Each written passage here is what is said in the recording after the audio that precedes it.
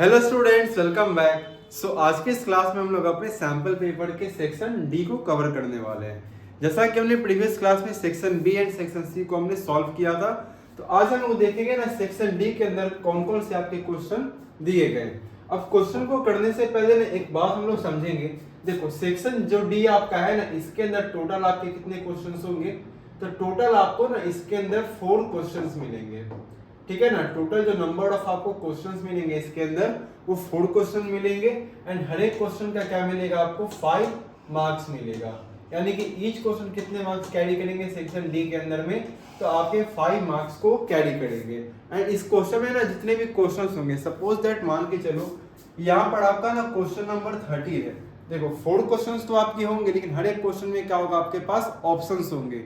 Means जैसे अगर 30 number question की हम लोग बात कर रहे हैं, जो क्वेश्चन नंबर आपका 30 है, 30 में देखो क्वेश्चन नंबर ए भी दिया है आपका, एंड 30 का आपका क्वेश्चन नंबर बी भी दिया है। तो आपको ना 30 में दोनों नहीं बनाने हैं, आपको दोनों में से कोई एक क्वेश्चन को क्या करना है, अटेम्प्ट करना है। एंड इसी तरीके से ना सेक्शन डी के अंदर सारे क्वेश्चंस में आपको ऑप्शन दिए जाएंगे, 2 क्वेश्चन होंगे, आपको दोनों में से कोई एक क्वेश्चन को अटेम्प्ट करना है। क्लियर? अब देखो स्टार्ट करते हैं लोग। पहला जो हमारा क्वेश्चन है 30 का ए, इसमें देखो बोला गया आपका एनालाइज द मेजर, है ना, क्वेश्चन में बोला गया आपका analyse the measures adopted to prevent soil erosion caused due to natural forces.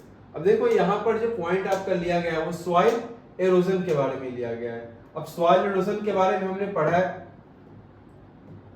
ठीक है ना। अब जब सॉइल एरोजन जो होता है ना, किसके कारण में, तो नेचुरल फोर्सेस के कारण में जो आपका सॉइल एरोजन होता है, तो आप ना कौन कौन से ऐसे हम लोग मेजर्स को अडॉप्ट कर सकते हैं जिससे हम लोग सॉइल एरोजन को प्रिवेंट कर सके नेचुरल फोर्सेस से जो होते हैं। आंसर देखो लिखेंगे हम लोग, there are various measures which can be adopted to prevent soil erosion caused due to natural forces.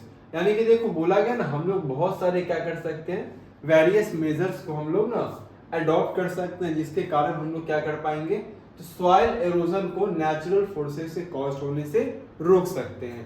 पहला पॉइंट क्या बोला गया आपका, तो plugging along the counter lines can decelerate the flow of water down the slopes, this is called counter plugging. यानी कि देखो सबसे पहला जो बोला गया आपका वो काउंटर प्लगिंग के बारे में, यानी कि जब प्लगिंग आप कर रहे हो ना, खेती कर रहे होगे, तो एक काउंटर लाइन में आप कर सकते हो जिसके थ्रू क्या होगा, जो वाटर डिसलरेट होगा आपका, तो फ्लो ऑफ वाटर कहाँ चला जाएगा आपके, तो स्लोप्स के थ्रू चला जाएगा, और वाटर जो आपका स्लोप्स के डाउन में चला जाएगा, जिसको कि हम लोग क्या बोलते हैं, काउंटर प्लगिंग बोलते हैं। दूसरा जो स्टेप लिया गया आपका, steps can be cut on the slopes making terraces, यानी कि जो आपके स्टेप्स हैं, आप इन स्टेप्स को क्या कर सकते हो, कट कर सकते हो। एंड उसमें क्या कर सकते हो आप ना, स्लोप्स है ना, cutting on the slopes to make terraces आप बना सकते हैं। एंड वहां पर हम लोग टेरेस फार्मिंग कर सकते हैं, टेरेस कल्टीवेशन कर सकते हैं। सो टेरेस कल्टीवेशन रिस्ट्रिक्ट्स एरोजन। अब क्योंकि देखो जब टेरेस कल्टीवेशन हम लोग करते हैं, तो टेरेस कल्टीवेशन से क्या होता है, आपका एरोजन कहीं ना कहीं क्या होगा हमारा, वो प्रिवेंट होता है। Western and central Himalaya have well developed terrace farming. और अगर हम लोग बात करते हैं हिमालयाज में, कहां पर, तो जो वेस्टर्न हिमालय आपका है और जो आपके सेंट्रल हिमालय हैं, यहाँ पर मेनली आपको क्या देखने को मिलती है, तो यहाँ पर काफी अच्छे से टेरेस फार्मिंग डेवलप्ड है। तीसरा पॉइंट देखो बोला जा रहा है, large fields can be divided into strips, strips of grass are left to grow between the crops. यानी कि देखो जो लार्ज फील्ड्स हैं, तो लार्ज फील्ड्स को आप क्या कर सकते हो, तो स्ट्रिप्स में डिवाइड कर सकते हैं हम लोग, है ना। जितने भी आपके लार्ज फील्ड्स होते हैं उनको हम लोग पहले स्ट्रिप्स में डिवाइड कर सकते हैं, और स्ट्रिप्स का जो ग्रास होता है उसको लिफ्ट कर सकते हैं, छोड़ सकते हैं, ताकि वो ग्रो कर सके आपके क्रॉप्स के बीच में।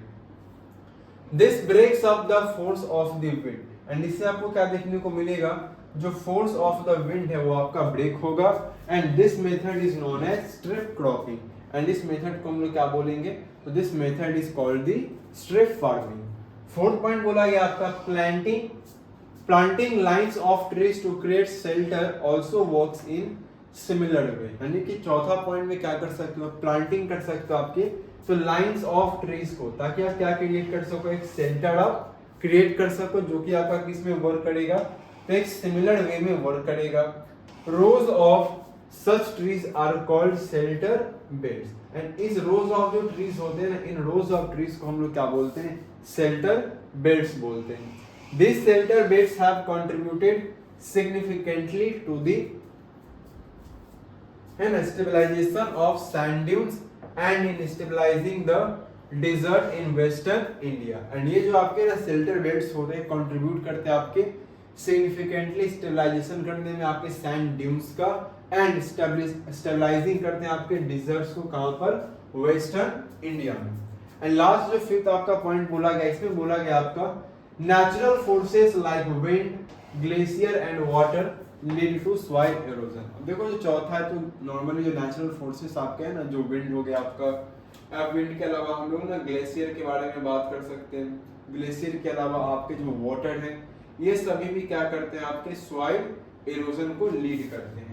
तो कुछ क्या होंगे आपके, तो 5 इंपॉर्टेंट आपके ना पॉइंट्स बनेंगे जिनके कारण आपको क्या देखने को मिलता है, तो सॉइल इरोजन नेचुरल फोर्सेस के जिस कारण से होते हैं, तो आप उनको किस तरीके से प्रिवेंट कर सकते हो.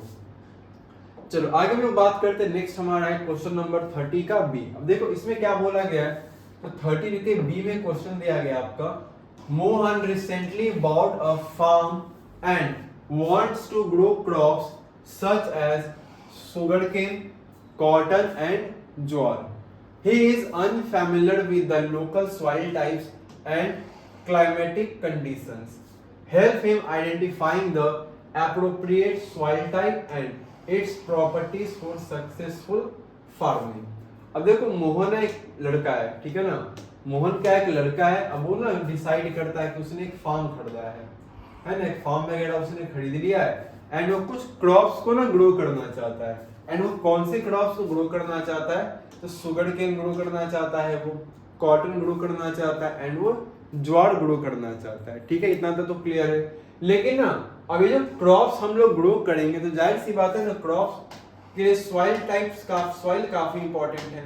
बिना सॉइल के आप क्रॉप्स को ग्रो ही नहीं कर पाओगे. लेकिन अब क्योंकि सॉइल के भी ना बहुत सारे आपके टाइप्स हैं, लैटराइट आपका है ना, ब्लैक सॉइल आपके हैं, अलुवियल सॉइल आपका है, रेड सॉइल है, येलो सॉइल है, तो डिफरेंट टाइप्स ऑफ सॉइल आपको देखने को मिलते हैं.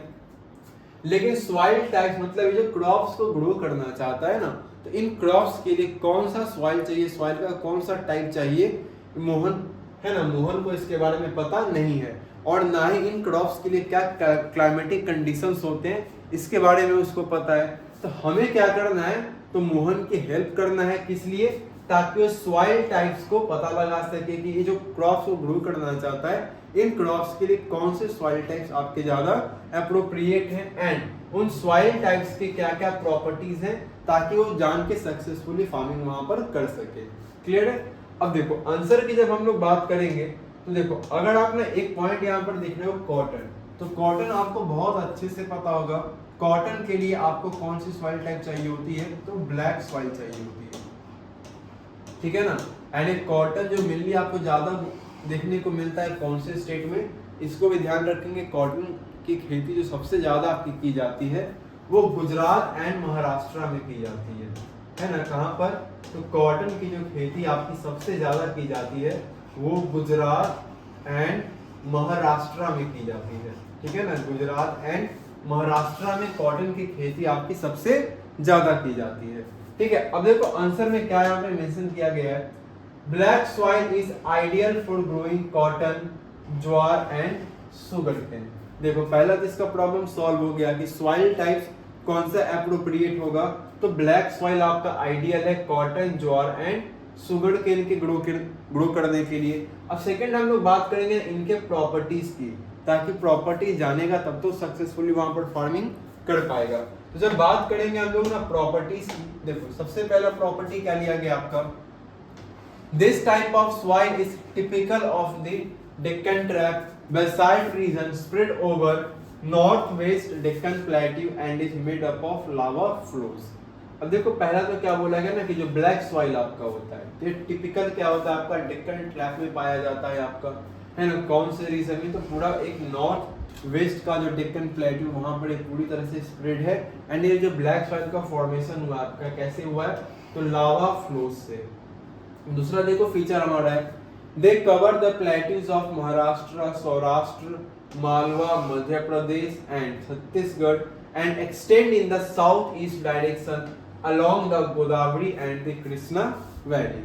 एंड देखो दूसरे पॉइंट में क्या बोला गया है कि जो ब्लैक सॉइल है कहाँ पे कवर करता है आपके, तो महाराष्ट्र को कवर करते हैं, महाराष्ट्र के अलावा सौराष्ट्र को कवर करते हैं, मालवा, मध्य प्रदेश एंड छत्तीसगढ़ को कवर करते हैं। इसके अलावा इनका जो एक्सटेंड है वो साउथ ईस्ट डायरेक्शन में भी आपको देखने को मिलता है, किसके अलोंग में, तो गोदावरी एंड कृष्णा वैली के अलोंग में।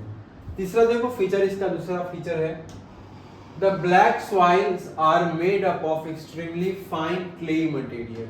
अब देखो जब ब्लैक सॉइल के बारे में हम लोग बात करते हैं ना, तो ब्लैक सॉइल मेनली किससे बना होता है आपका, तो बहुत ही fine particles, fine clay particle से आपका बना होता है, ठीक है।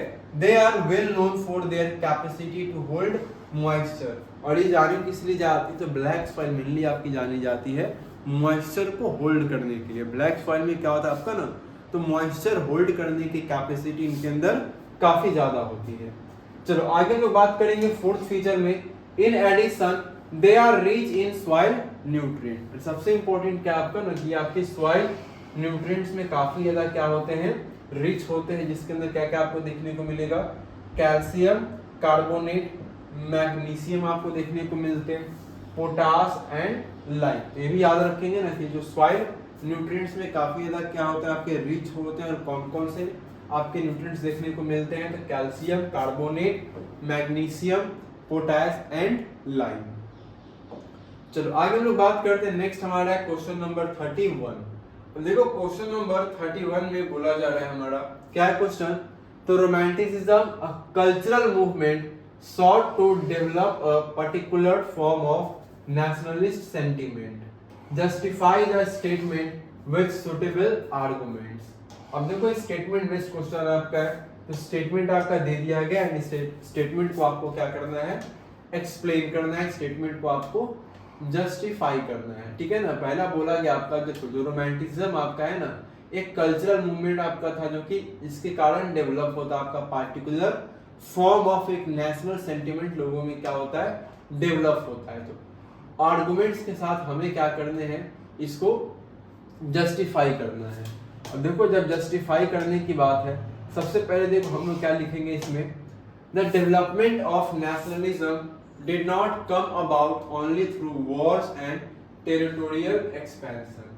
अब देखो सबसे पहले ना बात यहाँ पर किया गया है किसके बारे में, अगर हम लोग सबसे पहले बात करते हैं किसके बारे में, तो डेवलपमेंट ऑफ नेशनलिज्म के बारे में।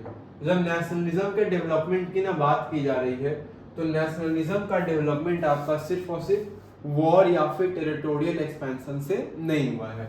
इसमें और क्या बोला गया आपका, culture played an important role in creating the idea of the nation. देखो कल्चर ने भी कहीं ना कहीं क्या किया है, तो कल्चर ने एक बहुत ही इंपॉर्टेंट आपका रोल प्ले किया है एक नेशन के आइडिया को क्रिएट करने में। नेशन का आइडिया सिंपली बोल रहे हो, आज नेशनलिज्म की बात है ना, तो सिर्फ वॉर या फिर टेरिटोरियल एक्सपेंशन से नहीं हुआ है आपका, इसके अंदर कल्चर ने भी बहुत एक इंपॉर्टेंट क्या किया, रोल प्ले किया है आइडिया ऑफ नेशन को क्रिएट करने के लिए।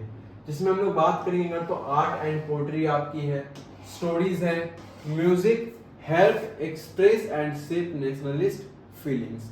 अब यहाँ पर देखो कुछ आर्गुमेंट्स में हम लोग पॉइंट्स को लेके चलेंगे।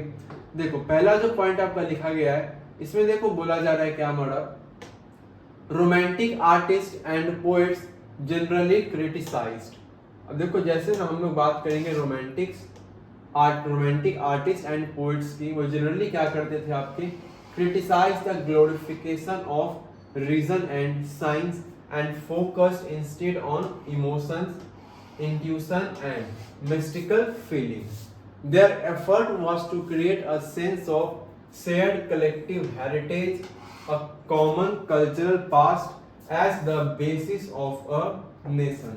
है ना। देखो पहला क्या बोला कि जो रोमांटिक आपके ना आर्टिस्ट हैं और जो पोएट्स थे, वो जनरली क्या करते थे आपके, क्रिटिसाइज करते थे किसको, तो glorification of reason and science को, एंड फोकस करते थे किसके ऊपर, तो इमोशंस के ऊपर, इंट्यूशन के ऊपर एंड मिस्टिकल फीलिंग्स के ऊपर वो फोकस करते थे।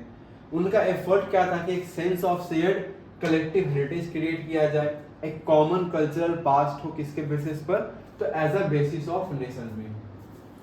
चलो आगे हम लोग बात करेंगे नेक्स्ट पॉइंट में क्या है आपका, romantic such as German philosopher Johann Gottfried Herder, जिनका पीरियड आपका है 1744 to 1803, claim that true German culture was to be discovered among the common people, Das Volk.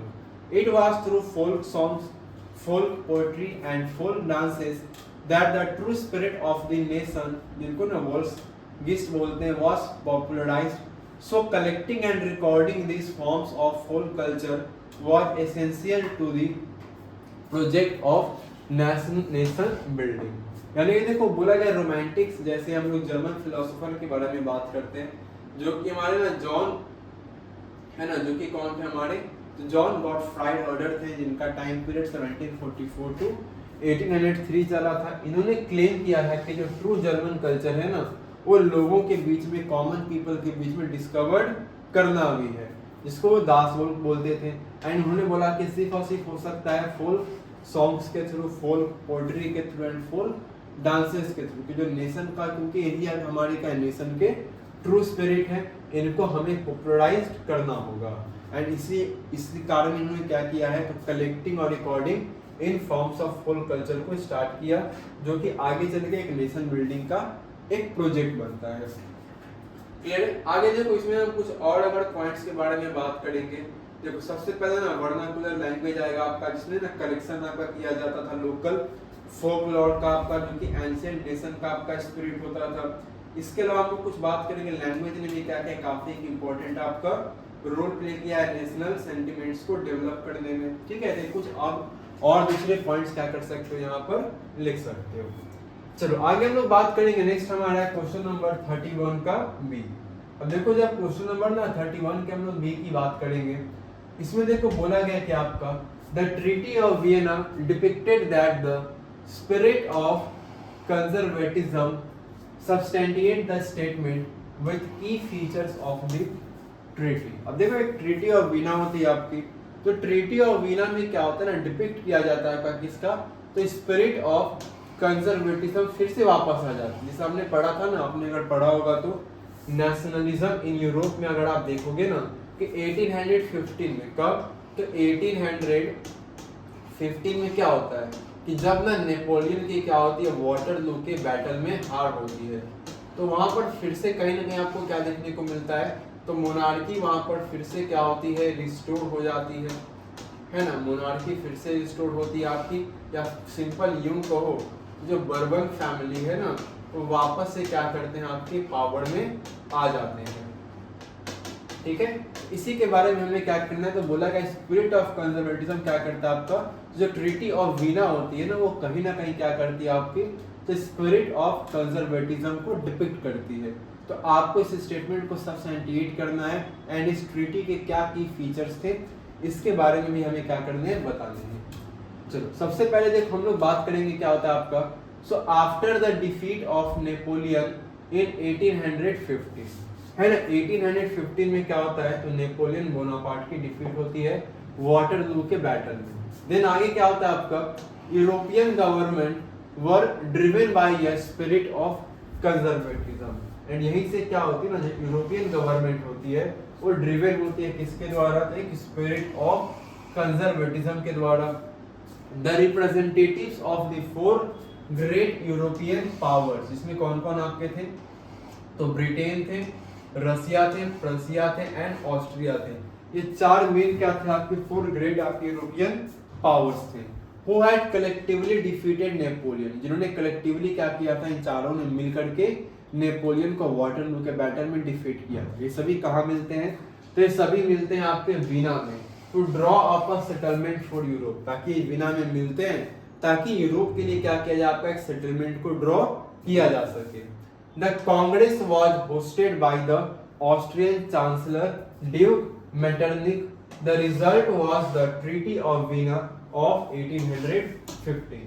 And आपके ना वीना में मिलते हैं यूरोप के सेटलमेंट के लिए, एंड यहाँ पर जो लोगों का कांग्रेस होता है, इसको आपका होस्ट किया जाता है ऑस्ट्रियन चांसलर के द्वारा, जो कि उस टाइम पर ड्यूक मेटरनिक होते हैं। और जो रिजल्ट निकलता है आपका, तो रिजल्ट यही निकलता है 1815 के अंदर आपको ट्रीटी ऑफ वीना देखने को मिलेगी।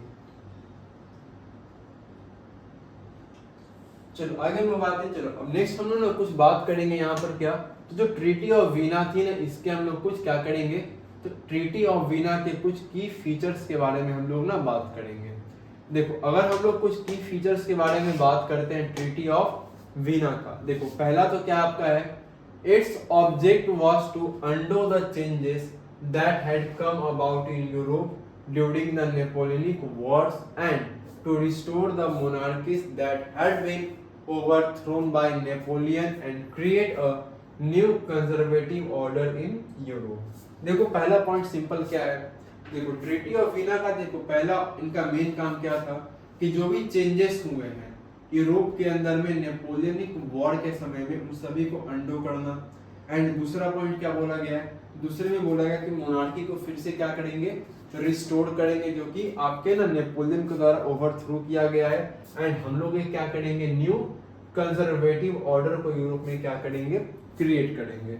आगे आपका पॉइंट है, conservatives believed that established traditional institution of state and society like the monarchy, the church, the social hierarchies, property and the family should be preserved. And यहीं पर बात आएंगे ना कंजर्वेटिव्स का, तो कंजर्वेटिव्स का बिलीफ होता है कि जो इस्टेब्लिश किया जाए फिर से हमारे ट्रेडिशनल इंस्टीट्यूशन ऑफ स्टेट को, सोसाइटी को, लाइक जो मोनार्की है, जो चर्च हमारे हैं, जो सोशल हायरार्कीज थी उस टाइम पर, जो प्रॉपर्टी है एंड जो फैमिली, इन सभी को क्या करना चाहिए, प्रिजर्व करना चाहिए।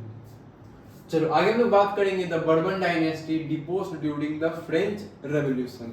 अब वही ना, जो बर्बन डायनेस्टी को क्या किया गया था आपका, तो बर्बन डायनेस्टी को डिपोज किया गया था आपका फ्रेंच रेवोल्यूशन के दौरान में, तो उनको वापस से क्या क्या पावर दिया गया। France lost the territories it had annexed under Napoleon. And France ने ना जो भी टेरिटरीज क्या की थी, कब्जा किया था नेपोलियन के अंडर में, फ्रांस ने जिस भी टेरिटरी को क्या किया था, जीता था, उन सभी टेरिटरी को फ्रांस क्या कर जाता है, ट्रीटी ऑफ वीना के बाद लॉस कर जाता है। एंड आगे आपको बात करेंगे तो इसमें आपको देखने को मिलता है एक सीरीज ऑफ स्टेट्स को क्या किया जाता है, आपका सेटअप किया जाता है फ्रांस के बाउंड्रीज में, ताकि प्रिवेंट किया जा सके आपके, तो ताकि फ्रांस देखो फर्दर आपका ना फ्यूचर में एक्सपेंशन नहीं कर सके, जिस कारण से हमें क्या देखने को मिलता है, एक सीरीज ऑफ स्टेट्स फ्रांस के बाउंड्री में बनाई जाती है, जैसे किंगडम ऑफ नीदरलैंड देखेंगे हम लोग, जिसको इंक्लूड किया गया था आपका बेल्जियम में, उसको नॉर्थ में सेटअप किया जाता है, जियोना को आपका पिडमोंट साउथ में ऐड किया जाता है। आगे हम लोग बात करेंगे फोर्थ पॉइंट में, तो पर्सिया को क्या दिया गया आपका, तो वेस्टर्न फ्रंटरीज का आपका टेरिटरीज दिया गया, ऑस्ट्रिया को आपका नॉर्थर्न इटली का कंट्रोल दिया जाता है ना। जर्मन कॉन्फेडरेशन जो 39 स्टेट्स का आपका उसको सेटअप किया गया था नेपोलियन के द्वारा, उसको अनटच्ड लेफ्ट किया जाता है। एंड आगे हम लोग फिफ्थ पॉइंट में अगर बात करेंगे, तो फिफ्थ पॉइंट होंगे हमारे कि ईस्ट के अंदर आपको क्या देखने को मिलता है, तो जब ना आप ईस्ट में क्या करते हैं, हम लोग बात करते हैं, ठीक है ना, जब हम लोग क्या करेंगे ना ईस्ट के अंदर बात करेंगे, तो ईस्ट में रसिया को क्या दिया गया था, पोलैंड का पार्ट दिया गया था, एंड प्रसिया को आपका सैक्सोनी का एक छोटा सा पोर्शन दिया गया था। क्लियर। चलो ये कुछ आप पॉइंट्स क्या कर सकते हो इस क्वेश्चन में लिख सकते हो। चलो आगे हम लोग आते हैं, नेक्स्ट हमारा है क्वेश्चन नंबर 32 का ए। अब देखो 32 के ए में क्वेश्चन में क्या दिया गया आपका, इसमें देखो बोला जा रहा है political parties are a necessary condition for a democracy, analyse the statement with the relevant points. अब देखो यहाँ पर कुछ रिलेवेंट पॉइंट्स हमें देने हैं। पहला तो क्या बोला गया आपका कि देखो पॉलिटिकल पार्टीज क्या होती हैं आपकी, तो नेसेसरी कंडीशन है डेमोक्रेसी का, यानी कि अगर आप ना डेमोक्रेसी की बात करते हो, ठीक है ना, तो अगर क्या करते हो, डेमोक्रेसी की बात करते हो, तो आप डेमोक्रेसी को क्या कर सकते हो, पॉलिटिकल पार्टी से अलग नहीं कर सकते, या फिर पॉलिटिकल पार्टीज को डेमोक्रेसी से अलग नहीं किया जा सकता। इस स्टेटमेंट को हमें क्या करना है, एनालाइज करना है कुछ रिलेवेंट पॉइंट्स के साथ में। क्लियर। देखो सबसे पहले हम लोग क्या देख रहे हैं, देखो सबसे पहला हमारा पॉइंट क्या है, in a democratic setup political parties are required because without political parties. देखो जब ना डेमोक्रेसी की हम लोग बात करते हैं, तो डेमोक्रेसी के अंदर क्या होता है, हमें पॉलिटिकल पार्टीज की रिक्वायर्ड होती है। मीन्स डेमोक्रेसी के अंदर हमें पॉलिटिकल पार्टीज चाहिए होते हैं। इसके पीछे का रीजन होता है, वो रीजन क्या क्या है देखो। पहला तो पॉइंट क्या है, every candidate in the elections will be independent, no promise could be made and the utility of the government form will remain uncertain. अब देखो पॉलिटिकल पार्टी जरूरत क्यों है डेमोक्रेसी में, पहला तो पॉइंट क्या है देखो, हर एक कैंडिडेट क्या होता है आपका इलेक्शन के अंदर में, वो इंडिपेंडेंट होगा, है ना। अगर पॉलिटिकल पार्टीज नहीं रहेंगी तो हर एक कैंडिडेट क्या होगा, अपने आप में इंडिपेंडेंट होगा, और no promise could be made, तो कोई प्रॉमिस नहीं कर पाएंगे। जैसे अब सपोज दैट ना, अभी के बारे में बात करें, जैसे बीजेपी आपकी है, तो बीजेपी एक पॉलिटिकल पार्टी है, तो वो अपने कैंडिडेट को तो खड़ा करती है ना, लेकिन उसके जो कैंडिडेट जीतते हैं वो पार्टी के नाम पर जीतते हैं, पार्टी के अंडर में रह रहे, पार्टी जैसा उनको बोलती है वैसा वो काम करते हैं। मेजोरिटी में जीत कर क्या आएंगे तो पार्टी क्या करती है, सरकार को बनाती है। लेकिन सपोज दैट मान के चलो कि 543 जो हमारे लोकसभा के कॉन्स्टिट्यूंसीज हैं, वहां पर सभी के सभी कैंडिडेट इंडिपेंडेंट खड़े होते हैं। अब सब जीत जाते हैं तो सरकार देखो कैसे बनेगी, वो बोलेगा पीएम हम बनेंगे, वो बोलेगा पीएम हम बनेंगे, मेजॉरिटी किसकी आएगी किसकी नहीं, कुछ पता ही नहीं चल पाएगा हमें, तो कोई प्रॉमिस नहीं किया जाएगा, गवर्नमेंट की यूटिलिटी नहीं रहेगी, एंड जो गवर्नमेंट फॉर्म भी होगा, अगर मान देखो ऐसे तो फॉर्म गवर्नमेंट, वैसे तो गवर्नमेंट का फॉर्मेशन हो नहीं पाएगा, लेकिन अगर हो भी पाता है किसी भी तरीके से तो अनसर्टेन होगा आपका। चलो दूसरा पॉइंट क्या हमारा है, no one will be responsible for running the country. अब देखो देश चलाएगा कौन, जैसे आज के टाइम पे तो हम लोग बोलते हैं कि जो बीजेपी एंड उनकी जो अलायंस पार्टी है, जिसको हम लोग क्या बोलते हैं, एनडीए बोलते हैं, जिसको नेशनल डेमोक्रेटिक अलायंस बोला जाता है आपका, ये रिस्पॉन्सिबल है ना कंट्री में गवर्नमेंट को चलाने के लिए। लेकिन ऐसे अगर रहेगा तो कंट्री कौन चलाएगा, कोई रिस्पॉन्सिबल नहीं रहेगा आपका, है ना। Elected representatives will only be accounted to their constituency. अब जो इलेक्टेड आपके रिप्रेजेंटेटिव होंगे उनकी अकाउंटेबिलिटी सिर्फ और सिर्फ कहां पर होगी, तो उनकी अकाउंटेबिलिटी सिर्फ और सिर्फ अपने कॉन्स्टिट्यूएंसी में ही होगी। आगे देखो तीसरा पॉइंट में है, there will be no agency, है ना। तीसरा पॉइंट क्या बोला गया आपका, तो देयर विल बी क्या होगा आपका, कोई एजेंसी नहीं रहेगी आपकी, है ना। किस लिए, तो gather and present different views on various issues to the government. अब देखो कोई एक एजेंसी नहीं रहेगी आपकी ताकि वो गैदर कर सके, है ना, डिफरेंट व्यूज को प्रेजेंट कर सके, तो अलग अलग इश्यूज में जो गवर्नमेंट के पास है। इसके अलावा देखो और क्या, हम कुछ पॉइंट्स की बात करेंगे। तो पहला देखो क्या हो जाएगा, no one will be responsible for bringing various, है ना, no one will be responsible for bringing various representatives together to form a responsible government, है ना। मतलब देखो कोई भी क्या होंगे आपके रिस्पॉन्सिबल होंगे ही नहीं, कि ना अलग अलग रिप्रेजेंटेटिव्स को साथ में लाएंगे और एक रिस्पॉन्सिबल गवर्नमेंट बनाएंगे। एंड लास्ट जो हम लोग पॉइंट इसमें बात करेंगे उसमें आपका आएगा, there will be no mechanism to support the government, make policies and justify और अपोज देम। यानी कि देखो पॉइंट में बोला गया ना कि कोई भी एक मैकेनिज्म आपका नहीं होगा, कोई मैकेनिज्म होगा नहीं आपका जो कि गवर्नमेंट को क्या कर सके, आपके सपोर्ट कर सके, गवर्नमेंट को अपोज कर सके। तो इस तरह से कोई भी चीजें आपको देखने को नहीं मिलेगी यहाँ। चलो नेक्स्ट हम लोग आते हैं क्वेश्चन नंबर 32 का बी। अब देखो 32 के बी में क्वेश्चन में क्या बोला है, तो पहले समझते हैं हम लोग क्वेश्चन। देखो क्वेश्चन बोला गया आपका, political parties today face several challenges that impact their democratic function, justify this statement. देखो यहाँ पर भी स्टेटमेंट वाला अच्छा क्वेश्चन है। देखो स्टेटमेंट दिया गया है, स्टेटमेंट को आपको क्या करना है, एनालाइज करना है। स्टेटमेंट पहले समझते हैं क्या बोला है। देखो political parties today face several challenges that impact their democratic function. मतलब अभी के टाइम पे हम बात करेंगे ना, जो पॉलिटिकल पार्टीज आपके ना बहुत सारे क्या करती हैं, चैलेंजेस को फेस करती हैं, है ना। पॉलिटिकल पार्टीज क्या करती हैं, तो बहुत सारे वो चैलेंजेस को फेस करती हैं, और वो चैलेंजेस क्या करते हैं, उनके डेमोक्रेटिक फंक्शन को इम्पैक्ट करते हैं। और ये कैसे करेगा, किस तरह से करते हैं, तो इन स्टेटमेंट को हमें क्या करना है, जस्टिफाई करना है। देखो सबसे पहले अगर हम लोग बात करेंगे फर्स्ट स्टेटमेंट में क्या बोला गया आपका, the first challenge is lack of internal democracy within parties.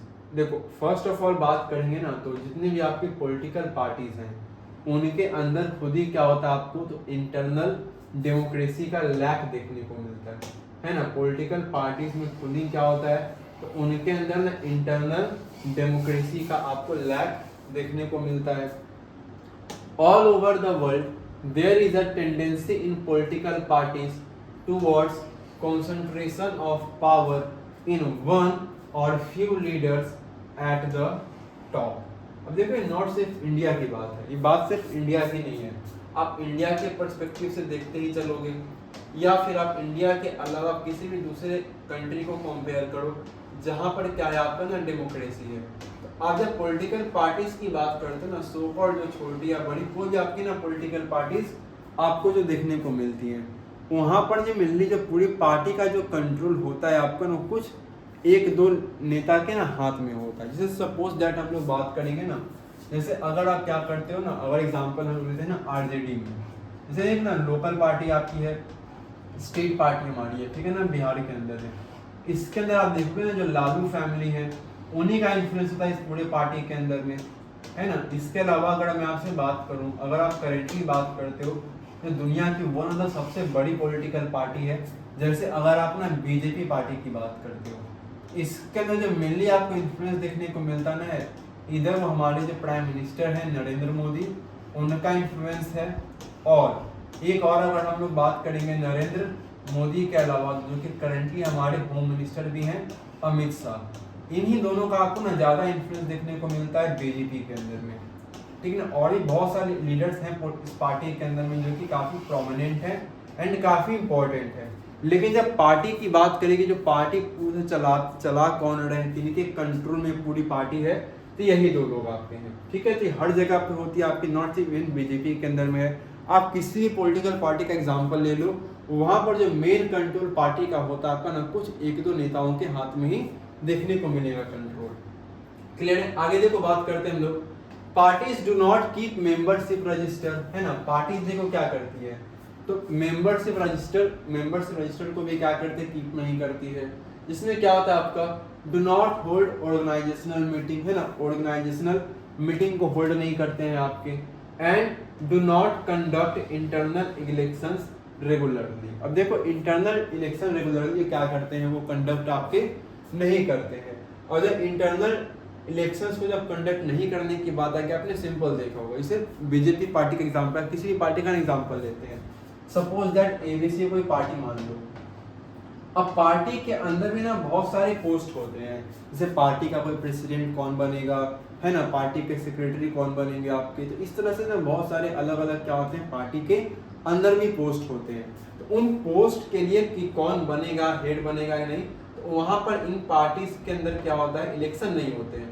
वो सिंपली जिनका ज़्यादा इन्फ्लुएंस है, जिनका जो ज़्यादा पार्टी में इन्फ्लुएंस जिनका रहता है, उन्हीं को बना देते हैं कि चलो आप ही बन लो, या फिर जो कोई बड़े सो कॉल्ड आपके लीडर्स होंगे उनकी फैमिली के किन्हीं लोगों को बना दिया जाता है।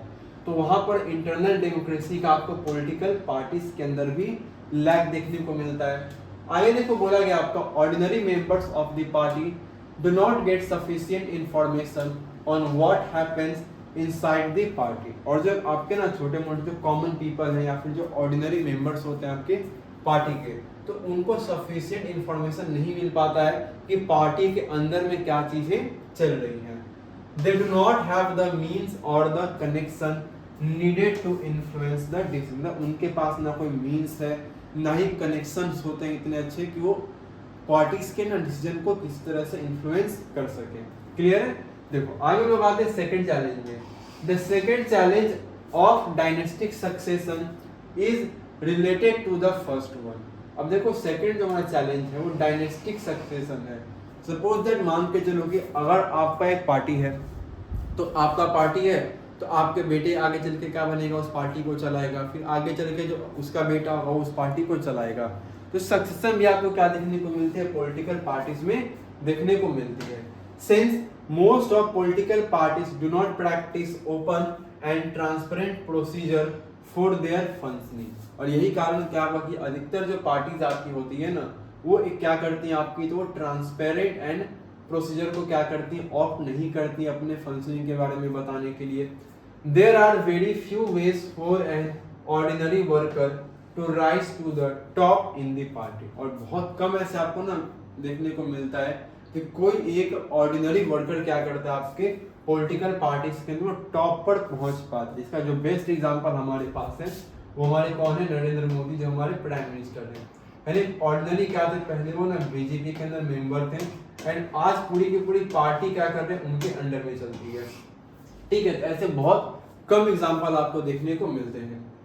चलो आगे बोला गया आपका, those who happen to be leaders are in a position of unfair advantage to favour people close to them और इवन देयर फैमिली मेंबर्स। और बात वही है ना कि जो लीडर बन जाते हैं, जो अच्छे पोजीशन पर आ जाते हैं, वो अपने जान पहचान के लोगों को क्या देते हैं, मौका देते हैं और अपनी फैमिली में लोगों को मतलब मेंबर्स ही बांटते फिरते हैं। In many parties the top position are always controlled by members of one family. और यही कारण क्या आपका कि बहुत सारी ना पार्टीज में आप देखते हो कि जो टॉप पोजीशंस आपके होते हैं वो अक्सर उनको कंट्रोल किनके द्वारा किया जाता है, तो किसी एक फैमिली के मेंबर्स के द्वारा किया जाता है। इसका बेस्ट एग्जांपल हमारे पास कौन सा है, तो कांग्रेस पार्टी का, ठीक है ना, जो कि आईएनसी है, इंडियन नेशनल कांग्रेस, में शॉर्ट में कांग्रेस बोलते हैं। चलो आगे हम लोग बात करेंगे कुछ और चैलेंजेस की। देखो तीसरा चैलेंज क्या बोला गया आपका, the third challenge is about growing the role of money and muscle power in parties specially during elections. जैसे अगर आप देखोगे ना तो लोकसभा का जो आपका इलेक्शन होता है, तो लोकसभा के इलेक्शन में एक लिमिटेशंस आपकी दी गई है। कितनी की लिमिटेशंस आपकी है, तो 25 लाख की। यानी कि आप एक कॉन्स्टिट्यूंसी में क्या कर सकते हो, 25 लाख से ज्यादा खर्चा नहीं कर सकते इलेक्शन के लिए, लेकिन उससे काफी ज्यादा पैसे एक रैली में क्या की जाती है, आपकी खर्च की जाती है। क्योंकि क्या तीसरा आपका जो मेन चैलेंज है ना, वो रोल ऑफ जो मनी एंड जो मसल पावर क्या कर रहा है आपका, बहुत ही तेजी से पार्टीज के अंदर ग्रो कर रहा है। और स्पेशली आपको कब देखने को मिलता है, इलेक्शंस के टाइम पे। Since parties are focused only to winning election, they tend to use shortcuts to win election. अब देखो पार्टीज को क्या है ना, पार्टीज का मेन फोकस किस पे होता है, इलेक्शन को जीतने पर इनका मेन फोकस होता है। इस कारण ये तो कुछ शॉर्टकट भी अपना देते हैं, कुछ गलत काम भी कर देते हैं। They tend to nominate those candidates who have or can raise lot of money। अब देखो क्योंकि इलेक्शन जीतना तो पैसे बहुत ज्यादा चाहिए होते हैं, तो इलेक्शन जीतने के दिन ऐसे लोगों को टिकट बांट देते हैं जो कहीं ना कहीं से पैसे क्या कर सकते हैं, रेज कर सकते हैं। उन कैंडिडेट को क्या करते हैं, ये नॉमिनेट कर देते हैं। और जो रिच पीपल होते हैं, जो कंपनीज होते हैं, जो फंड देते हैं पॉलिटिकल पार्टीज को, कहीं ना कहीं हमें देखने को मिलता है कि पॉलिटिकल पार्टीज में उनका इन्फ्लुएंस आपका काफी ज्यादा होता है। चलो आगे हम लोग कुछ और पॉइंट्स के बारे में बात करेंगे। देखो जो फोर्थ वाला चैलेंज रहेगा वो हमेशा क्या होगा आपका, एक मीनिंगफुल चॉइस के बारे में। मतलब वोटर्स के पास क्या होता है आपका, एक मीनिंगफुल चॉइस नहीं होता है। अगर देखो वोटर को एक मीनिंगफुल चॉइस देना होगा तो पार्टीज को क्या करना पड़ेगा आपका, तो पार्टीज को क्या करना पड़ेगा ना, आपका एक सिग्निफिकेंटली डिफरेंट तरीके से सोचना पड़ेगा। एंड रिसेंटली हमने देखा है कि क्या होता है, देखिए ना कैंडिडेट का ना एक पर्टिकुलर एक सही मायने में ना लोगों के पास एक ऑफर चुनने का ऑप्शन ठीक से नहीं हो पाता है। मतलब देखो अगर होता क्या ना कि अगर कोई एक पार्टी क्या कर देगी, क्रिमिनल को खड़ा कर देगी, दूसरी पार्टी में क्या करते, क्रिमिनल को ही खड़ा कर देगी। अब भैया आप इसको चुनो इसको चुनो, दोनों तो है क्या, क्रिमिनल ही आपके हैं। तो ये भी कुछ आपके ऑफर्स अनफेयर जो हमारे पास ऑप्शंस होते हैं वो मिलते हैं। आगे हम लोग बात करेंगे, नेक्स्ट हमारा है not such difference between the leaders as well, they keep shifting from one party to another। और ये तो बहुत सिंपल आपका है।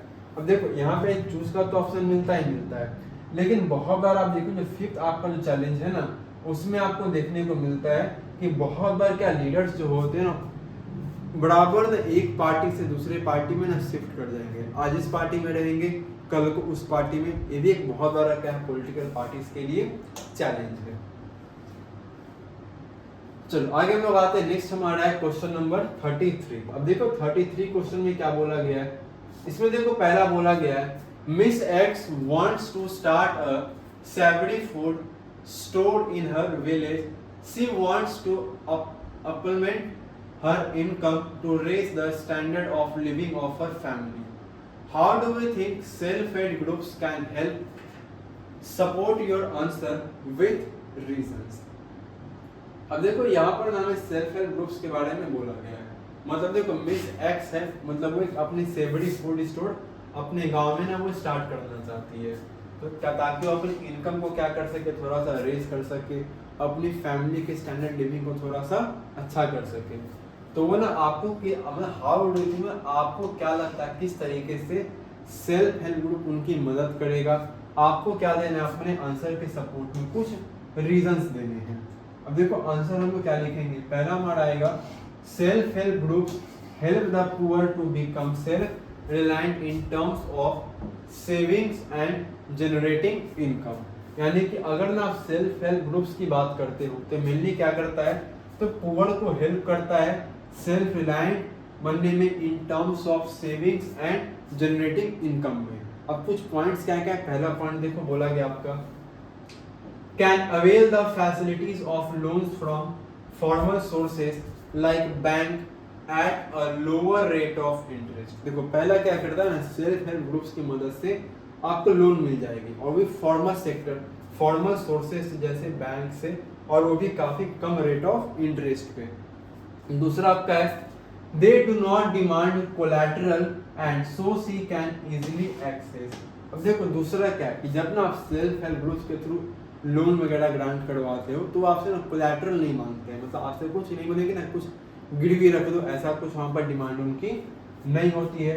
तीसरा हमारा है self help groups are exclusively meant for rural women like miss X to make them economically independent through self employment opportunities. देखो तीसरा पॉइंट क्या है कि जो सेल्फ हेल्प ग्रुप्स आपका होता है वो एक्सक्लूसिवली किन के लिए बना है, तो रूरल वुमेन के लिए ही बना, जैसे कि मिस एक्स आपकी हैं, ताकि उनको क्या किया जा सके, इकोनॉमिकली इंडिपेंडेंट बनाया जा सके सेल्फ एम्प्लॉयमेंट अपॉर्चुनिटी के द्वारा।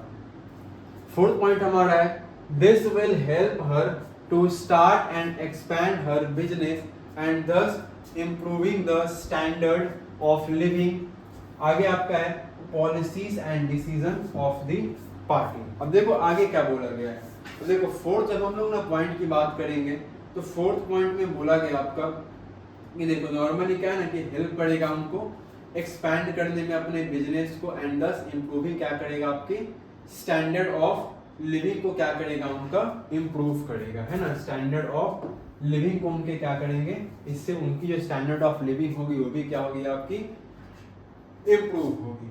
चलो आगे हम लोग बात करेंगे ना फिफ्थ पॉइंट में। देखो फिफ्थ पॉइंट बोला गया आपका जैसे ना स्किल डेवलपमेंट होते हैं आपके, जैसे ना सेल्फ हेल्प ग्रुप जो इंडिया के अंदर वो मेनली क्या करते हैं, आपके सक्सेसफुल आपके हैं skill development and trading opportunity women को प्रोवाइड करने में, है ना। जिसमें मेनली क्या करते हो, ट्रेनिंग प्रोग्राम चलाते हैं, इसके अंदर ना वुमेन क्या कर सकते हैं, बहुत सारे अपने स्किल को सीख सकते हैं। उन स्किल्स को सीखने के बाद वो बहुत सारे अलग अलग बिजनेस क्या कर सकती है, कर सकती है।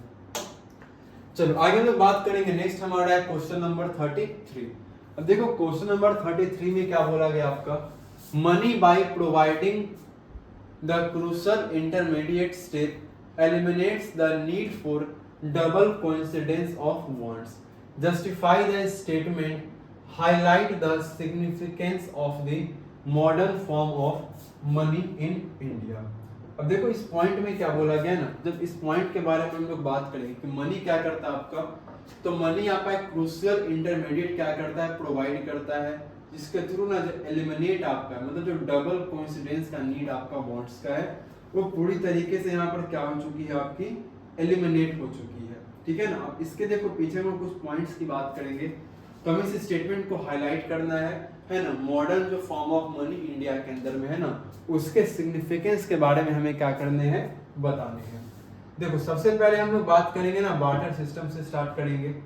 In a barter system where goods are directly exchanged without the use of money. अब देखो याद करोगे आप जब चैप्टर पढ़े होंगे आपने, तो बार्टर सिस्टम, देखो बार्टर सिस्टम में होता क्या था आपका, तुम लोग गुड्स को डायरेक्टली एक्सचेंज करते थे बिना मनी यूज किए, जिसको हम लोग क्या बोलते थे, double coincidence of wants is an essential feature. तो इसके अंदर में क्या होता था आपका, तो डबल कोइंसिडेंस ऑफ वांट्स आपका एक एसेंशियल फीचर होता था।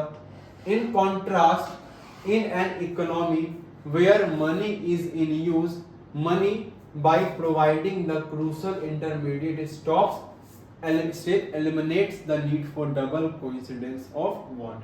इसी के कॉन्ट्रास्ट हम लोग बात करें अगर, तो एक इकोनॉमी में जहां पर मनी का यूज किया जाता है, मनी यूज के अंदर है, तो मनी क्या करता है, क्रूशियल इंटरमीडिएट स्टेप प्रोवाइड करता है, जिस कारण से जो आपका जो नीड है ना डबल कोइंसिडेंस ऑफ वांट्स का, वो नीड क्या होता है आपका एलिमिनेट होता है। आगे देखो दूसरा पॉइंट क्या बोला गया आपका, people with the help of money can purchase whatever he needs. अब देखो अगर आपके पास पैसा है, मनी है, तो आप मनी के थ्रू आप क्या कर सकते हो, किसी भी चीज को आप परचेज कर सकते हो, आपको जिस भी चीज की जरूरत है। नो गुड्स और other items are needed for exchange any more. अब क्योंकि आपके पास मनी है तो आपको ना कोई गुड्स या फिर ना कोई दूसरे आइटम्स जरूरी है कि आप उनके बदले उनको एक्सचेंज करो। Since money acts as an intermediate in the exchange process, it is called a medium of exchange. और इसी कारण से मनी क्या कर रहा है, एक इंटरमीडिएट की तरह एक्ट कर रहा है, किसके अंदर में, आपके तो एक्सचेंज प्रोसेस के अंदर में, जिस कारण से हम लोग क्या बोलते हैं, मनी को as a medium of exchange बोलते हैं। चलो आगे में कुछ और पॉइंट्स के बारे में बात करेंगे। जैसे देखो आपका जो मॉडर्न फॉर्म ऑफ मनी है, जिसके अंदर आपकी करेंसी इंक्लूड, इसमें हम लोग पेपर नोट्स के बारे में बात करते हैं, है ना, कॉइन्स के बारे में बात करते हैं। जो आपके यहाँ पेपर करेंसी है, जो आपके कॉइन्स हो गए, तो अनलाइक थिंग जो आपके ना पहले मनी में यूज की जाती थी, जो मॉडर्न आपकी करेंसी है वो आपकी प्रीशियस मेटल से पहले बनाई जाती थी, जिसके अंदर आपके ना गोल्ड, सिल्वर, कॉपर का यूज किया जाता था।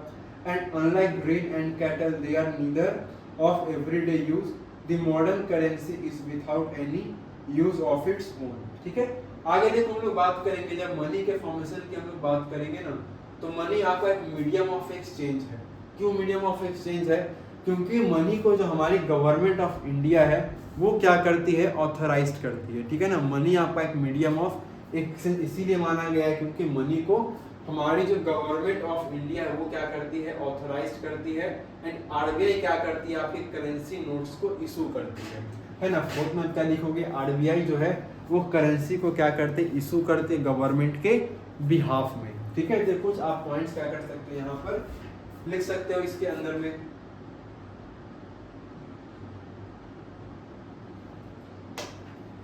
चलो आगे हम लोग आते हैं, नेक्स्ट हम लोग बात करेंगे। चलो नेक्स्ट हमारा है सेक्शन ई। अब देखो सेक्शन ई में क्या दिया गया आपका, तो सेक्शन ई के अंदर ना आपको जो क्वेश्चंस देखने को मिलेंगे, ठीक है ना, अगर हम लोग क्या करते हैं ना, सेक्शन अगर हम लोग ई के बारे में बात करते हैं तो सेक्शन ई के अंदर आपको क्या देखने को मिलेंगे, तो 3 क्वेश्चंस आपको क्या होंगे, देखने को मिलेंगे। ठीक है ना, सेक्शन ई के अंदर आपको टोटल 3 क्वेश्चंस आपको देखने को मिलेंगे। एंड ईच क्वेश्चन यहाँ पर कितने मार्क्स कैरी करेंगे आपके, तो 4 मार्क्स ईच क्वेश्चन आपके यहाँ पर कैरी करेंगे। ठीक है, देखो सबसे पहले हम लोग बात करते हैं क्वेश्चन के बारे में। अब देखो इसमें सबसे पहले क्या दिया गया है, एक आपका पैसेज दिया गया है। ठीक है ना, तो पहले हम लोग क्या करेंगे, इस पैसेज को हम लोग जो सोर्स हमारा इसको पहले हम लोग रीड करते हैं। देखो सबसे पहले बोला गया आपका, read the source given below and answer the question that follow. ठीक है, तो पहले हम लोग क्या करते हैं, पढ़ देते हैं। देखो क्या बोला गया आपका, emboldened with this success, Gandhiji in 1919 decided to launch a nationwide satyagraha against the proposed Rowlatt Act 1919. This act had been hurriedly passed through the Imperial Legislative Council despite the united opposition of the Indian members. It gave the government enormous powers to repress political activities and allowed detention of political prisoners without trial for 2 years. Mahatma Gandhi wanted non-violent civil disobedience against such unjust laws, which would start with the हड़ताल on 6 अप्रैल। अब देखो statement जो हमारा source है पहले इसको समझते हैं। देखो सोर्स में बोला गया है कि एम्बोल्डेड विद दिस सक्सेस, मतलब महात्मा गांधी ने क्या किया, 1919 में महात्मा गांधी ने डिसाइड किया किस चीज के लिए, वो एक नेशन वाइड क्या करेंगे, महात्मा गांधी सत्याग्रह लॉन्च करेंगे। किसके अगेंस्ट में, तो रॉलेट एक्ट के अगेंस्ट में, जो कि रॉलेट एक्ट आपका 1919 19 में लाया गया था। किनके द्वारा? तो सर सिडनी रॉलेट के द्वारा ये एक्ट पारित किया गया था। This act had been hurriedly passed through the imperial legislative council, और इस एक्ट को ना जल्दबाजी में पास किया गया था। किनके द्वारा? तो जल्दबाजी में जो इंपीरियल लेजिस्लेटिव काउंसिल है उन्होंने पास कर दिया था। डिस्पाइट यूनाइटेड अपोजिशन था, इंडियन मेंबर्स इसके पूरी तरह से क्या थे? अगेंस्ट में थे। इसके बाद भी इसको क्या कर दिया गया था? आपका लागू कर दिया गया था। It gave the government enormous power. अब ये जो लॉ था आपको ना रॉलेट एक्ट, ये गवर्नमेंट को इनॉर्मस पावर देता था। किस बारे में? कि ना पॉलिटिकल प्रिजनर्स को क्या कर सकते हैं? वो रिप्रेस कर सकते हैं उनके पॉलिटिकल एक्टिविटीज को, और जो पॉलिटिकल प्रिजनर्स है ना बिना ट्रायल के उनको 2 साल जेल में बंद करके रख सकते हैं। अब क्योंकि महात्मा गांधी चाहते थे कि नॉन वायलेंट सिविल डिसोबीडियंस चाहते थे, किसके अगेंस्ट? इस तरह से अनजस्ट लॉस के अगेंस्ट में, और जिसको इन्होंने स्टार्ट किया 6 अप्रैल एक हड़ताल के साथ में। क्लियर है? तो सोर्स हमने पढ़ लिया। अब सोर्स के बेसिस पर क्या दिया गया हमारे यहाँ पर? कुछ क्वेश्चन दिए गए। तो पहले हम लोग क्या करेंगे? इन क्वेश्चंस को पढ़ेंगे एंड आंसर हम लोग देना 1 बाय 1 देखेंगे। देखो पहला क्वेश्चन क्या बोला गया है? तो फर्स्ट क्वेश्चन बोला गया आपका, why did the British introduce the Rowlatt act? बहुत ही सिंपल क्वेश्चन है कि ब्रिटिश ने क्या किया आपका? तो ब्रिटिश ने ना रॉलेट एक्ट को इंट्रोड्यूस क्यों किया?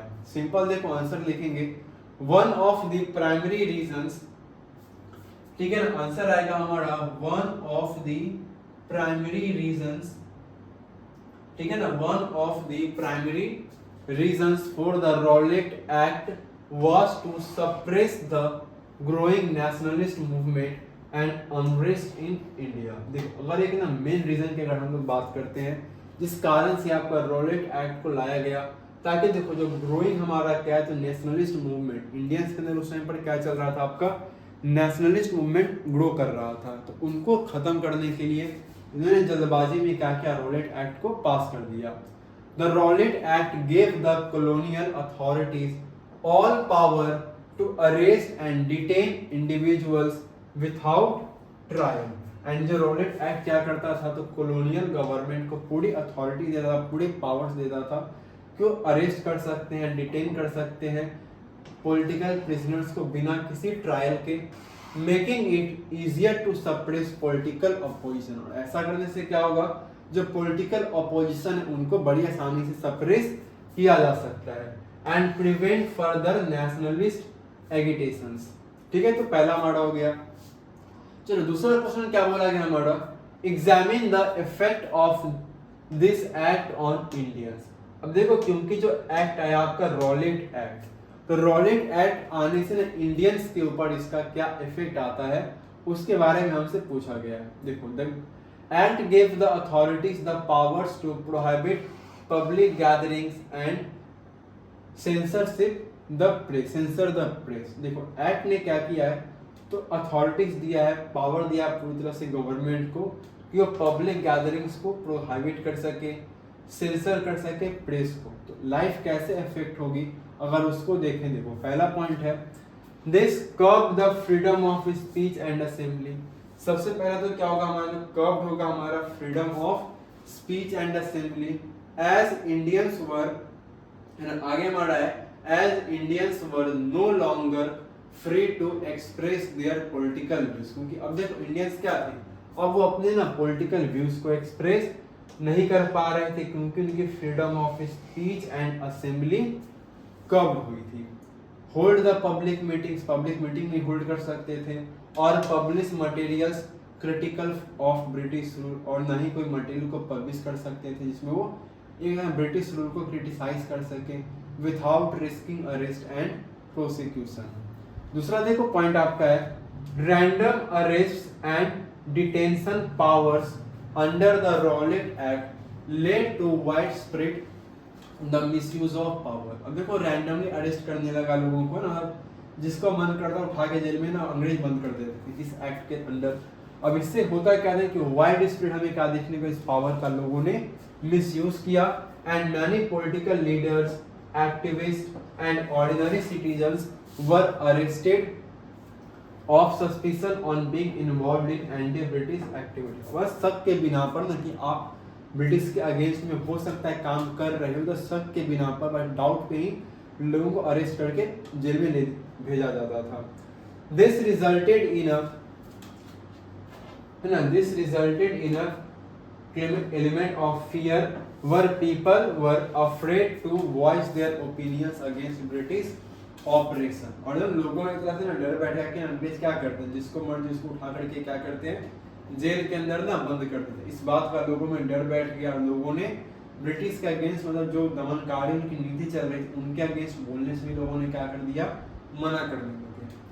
चलो आगे हम लोग बात करते हैं तीसरे पॉइंट में। देखो तीसरा क्वेश्चन क्या बोला गया आपका, how did Mahatma Gandhi respond to the Rowlatt act, provide one reason for his reaction. अब देखो तीसरा जो क्वेश्चन है ना, इसमें बोला गया कि महात्मा गांधी ने रॉलेट एक्ट को किस तरीके से इसके मतलब इसमें रिस्पॉन्ड किया, तो हमें एक रीजन देने हैं उनके रिएक्शन का।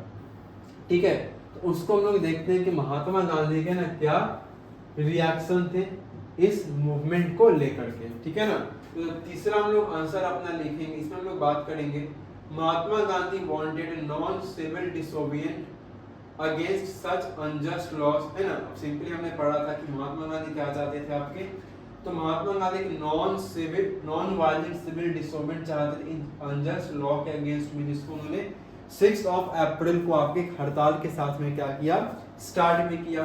तो कुछ आपके महात्मा गांधी के क्या होते हैं, आपके रिएक्शन देखने को मिलते हैं। और गांधी जी 1919 में क्या करते हैं, डिसाइड करते हैं कि एक नेशन वाइड क्या करेंगे, सत्याग्रह स्टार्ट करेंगे रॉलेट एक्ट के अगेंस्ट में। चलो आगे बढ़ाते हैं। नेक्स्ट हमारा क्वेश्चन है क्वेश्चन नंबर 35। अब देखो 35 क्वेश्चन में क्या बोला गया आपका, तो पहले हम लोग सोर्स पढ़ते हैं। क्या बोला गया आपका, read the source given below and answer the questions that follow. Simply हमें वही करना है, पहले हम लोग क्या करेंगे, सोर्स को पढ़ेंगे एंड जो क्वेश्चंस होंगे उसका हम लोग यहाँ पर आंसर देखेंगे।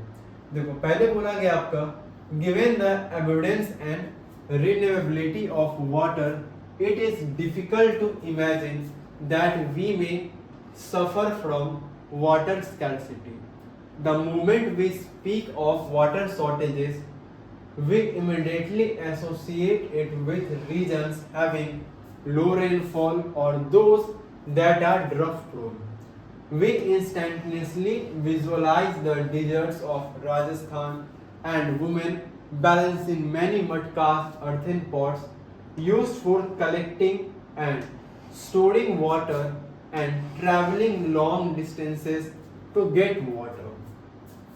True, the availability of water resources varies over space and time, mainly due to the variations in seasonal and annual precipitation, but water scarcity in most cases is caused by over-exploitation, excessive use and unequal access to water among different social groups। ठीक है, बड़ा source था, इसको हमने पढ़ा, source को हम लोग थोड़ा समझते हैं। देखो बोला गया आपका ना कि abundance and renewability of water है, लेकिन इसके बाद भी क्या होता है हमारा, it is difficult to imagine that we may suffer from water scarcity. तो क्योंकि इतना अबंडेंस में वाटर है, वाटर की आपकी रिन्यूएबिलिटी भी होती है, तो इमेजिन कर पाना ना बड़ा डिफिकल्ट है कि हम लोग ना वाटर स्कैर्सिटी जैसी चीज़ों से भी सफ़र कर सकते हैं। और जिस मोमेंट हम लोग क्या करते हैं ना, तो वाटर शॉर्टेज के बारे में बात करते हैं। देखो जब अपना वाटर शॉर्टेज के बारे में बात करोगे ना, आपके दिमाग में कुछ ना इमेज बनता है। कैसा इमेज बनेगा, तो आप उसको एसोसिएट करते हो कुछ ऐसे रीजन्स के साथ में जहाँ पर रेनफॉल बहुत कम होती है, या फिर ऐसे एरिया जो कि ड्रफ प्रोन है। और आप इंस्टेंटली आप क्या करते हो, विजुअलाइज करते हो कहाँ पर, तो राजस्थान के डिजर्ट्स को, जहाँ पर औरतें क्या करते हैं, अपने सर पर ना बहुत सारे मटकास को, जो अर्थिन पॉट्स होते हैं आपके, उसको बैलेंस करती हैं किस चीज़ के लिए, एंड वाटर कलेक्ट करती हैं, स्टोर करती हैं, बहुत ही दूर दूर तक ट्रैवल करके वाटर को वो लेकर के आती हैं। तो ये ट्रू आपका है कि देखो अवेलेबिलिटी ऑफ जो वाटर रिसोर्सेज है ना, वो वेरी करता है, अलग अलग जगह पर अलग अलग तरह का आपको अवेलेबिलिटी ऑफ वाटर देखने को मिलेगा, अलग अलग टाइम में आपका है। लेकिन जब मेनली हम लोग बात करेंगे ना, ड्यू टू द वेरिएशन है, क्यों, क्योंकि हमारे सीजनल एंड एनुअल प्रेसिपिटेशन में आपको डिफरेंस देखने को मिलते हैं। But water scarcity in most cases, लेकिन अगर आप मोस्ट केसेस की बात करो ना, तो वाटर स्कैरसिटी का एक बहुत बड़ा रीजन क्या होता है आपका, तो वाटर स्कैरसिटी का एक बहुत बड़ा रीजन जो होता है ना वो आपका है ओवर एक्सप्लॉइटेशन। हम लोग वाटर को कुछ ज्यादा ही एक्सप्लॉइट कर देते हैं, एक्सेसिव यूज कर देते हैं उसका, है ना। और जो अनइक्वल एक्सेस आपका वाटर का है अमंग डिफरेंट सोशल ग्रुप्स के अंदर। तो मेरा सोर्स आप देखो, इस सोर्स के बेसिस पर कुछ क्वेश्चन दिए गए। पहला क्वेश्चन देखो क्या बोला गया है, give any one reason that could contribute to water scarcity in the future. Means आपको ना कोई एक रीजन बताने हैं जो कि कंट्रीब्यूट करेगा फ्यूचर के अंदर वाटर स्कैरसिटी को। तो सिंपल लिख लेंगे हम लोग, आंसर क्या होगा, water scarcity in most cases is caused by over exploitation, excessive use and unequal access to water among different social groups। यानी कि अगर वाटर स्कैरसिटी की हम लोग बात करेंगे तो मोस्ट केसेस में आपको क्या देखने को मिलता है कि कॉज होता है कब, आपके ओवर एक्सप्लॉइटेशन के कारण, एक्सेसिव यूज के कारण and unequal access to water among different social जो ग्रुप्स में है। चलो आगे आते हैं, दूसरा देखो क्वेश्चन बोला गया है, why a resident of Rajasthan would choose to install a submersible water pump। यानी कि राजस्थान का ना अगर कोई रेसिडेंट है तो उसको क्या करना पड़ता है, चूज करना पड़ता है इंस्टॉल करने के लिए सबमर्सिबल वाटर पंप को। इसका हमें रीजन देना है। सिंपल देखो रीजन क्या होगा, people of Rajasthan have to travel long distance for collecting water having a, एक मिनट यहाँ पर पॉइंट लिखते हैं, ठीक है ना, यहाँ पर लिख लेंगे हैविंग अ सबमर्सिबल, है ना, क्या बनेगा हमारा, having a submersible water tank would solve the purpose of water. अब देखो राजस्थान के जो पीपल होते हैं उनको वाटर कलेक्ट करने के लिए लॉन्ग डिस्टेंस क्या करना पड़ता है, ट्रेवल करना पड़ता है। तो अगर तो वो क्या करते हैं, सबमर्सिबल वाटर टैंक लगा लेते हैं तो उनका जो वाटर पर्पस का जो प्रॉब्लम है वो पूरी तरीके से क्या हो जाएगा, सॉल्व होगा। चलो आगे आते हैं, थर्ड क्वेश्चन में क्या बोला है, why is water conservation crucial, discuss any one key for effective water management and conservation. देखो पहला तो क्या बोला गया हमारा क्वेश्चन, तो क्वेश्चन में बोला गया आपका कि वाटर कंजर्वेशन क्रूशियल क्यों है। तो आपको कोई एक क्या करना है, effective water management and conservation बताने हैं जिसके थ्रू हम लोग इन चीजों को कर सकते हैं। देखो आंसर क्या आएगा हमारा, तो water conservation is crucial to provide clean water for human to sustain life, है ना। वाटर कंजर्वेशन क्रूशियल है प्रोवाइड करने के लिए क्लीन वाटर ह्यूमन, ताकि ह्यूमन अपनी लाइफ को क्या कर सके, सस्टेन कर सके।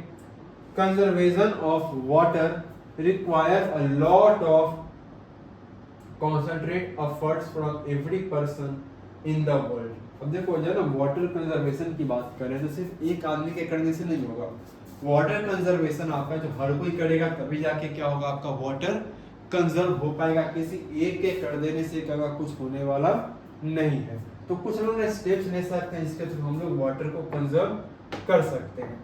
देखो पहला स्टेप में क्या है आपका, तो constructing sophisticated hydraulic structures like dams built of stone rubble, reservoirs or lakes, embankments and canals for irrigation। यानी कि देखो पहला स्टेप में आप क्या कर सकते हो, तो आप ना सोफिस्टिकेटेड हाइड्रोलिक स्ट्रक्चर को आप कंस्ट्रक्ट कर सकते हो। जैसे आप डैम को बिल्ड कर सकते हो जो कि स्टोन रबल के होंगे, आप रिजर्वायर बना सकते हो, लेक्स बना सकते हो, आप इम्बैंकमेंट्स बना सकते हो, कैनल्स बना सकते हो इरिगेशन के लिए। एंड जो दूसरा इंपॉर्टेंट है, हम लोग क्या कर सकते हैं, तो रेन वाटर हार्वेस्टिंग कर सकते हैं ना। रेन वाटर हार्वेस्टिंग से भी आप क्या कर सकते हो, तो रेन वाटर हार्वेस्टिंग से भी आप वाटर को कंजर्व कर सकते हो। चलो आगे आते हैं लोग क्वेश्चन नंबर 36। देखो 36 में क्वेश्चन क्या बोला जा रहा है आपका, यहाँ पर भी हमारे सोर्स है, तो पहले हम लोग क्या करेंगे, सोर्स को अच्छे से स्टडी कर लेंगे, ठीक है ना। देखो सोर्स में बोला जा रहा है हमसे क्या है, ह्यूमन डेवलपमेंट रिपोर्ट, है ना। किसके बारे में बात कर रहा है यहाँ पर आपसे, तो ह्यूमन डेवलपमेंट रिपोर्ट के बारे में। क्या बोला गया है?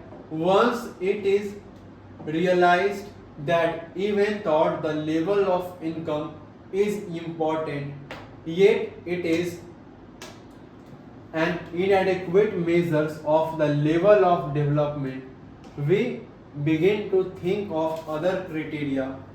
There could be a long list of such criterion, but then it would not be so useful. What we need is a small number of the most important things.